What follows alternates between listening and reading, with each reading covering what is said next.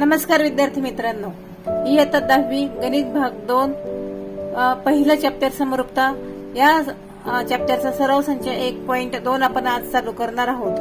सराव संच 1.2 चालू करण्या अगोदर आपल्याला काही गुणधर्म माहिती असणं आवश्यक आहे। तर चला मग कोणते गुणधर्म आहेत ते बघू आपण। पहिला गुणधर्म आहे प्रमाणाचे मूलभूत प्रमेय। त्रिकोण ABC मध्ये बघा, रेख XY समांतर बाजू BC, तर ह्या अशी जर आकृती आली तर ही आकृती असते प्रमाणाचे मूलभूत प्रमेयाची। मग इथे आपल्याला कोणता फॉर्म्युला मिळणार आहे?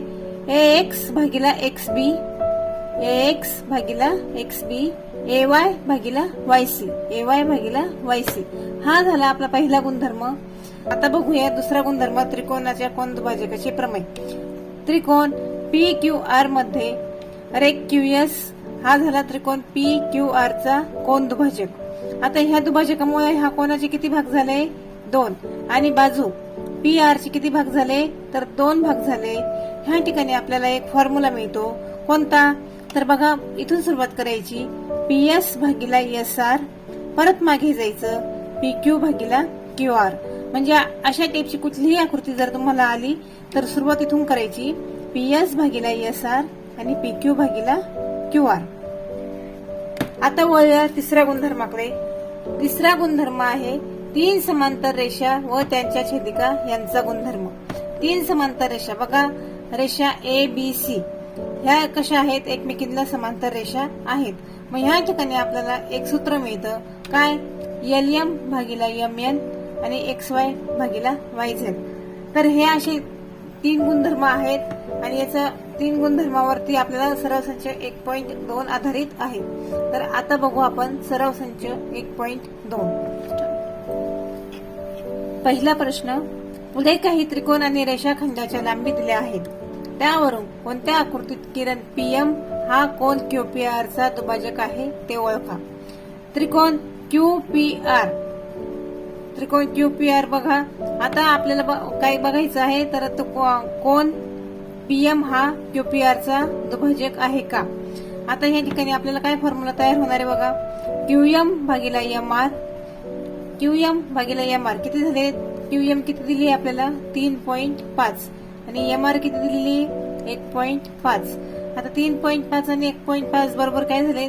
एक घर पॉइंट हा पुढे गेला म्हणजे 35 भागिला 15 बरोबर। 5 7 35 आणि 5 3 15, दोन्ही नंबरला आपण कशाने भाग लावलाय? तर 5 ने। याला नंबर 1 म्हणा।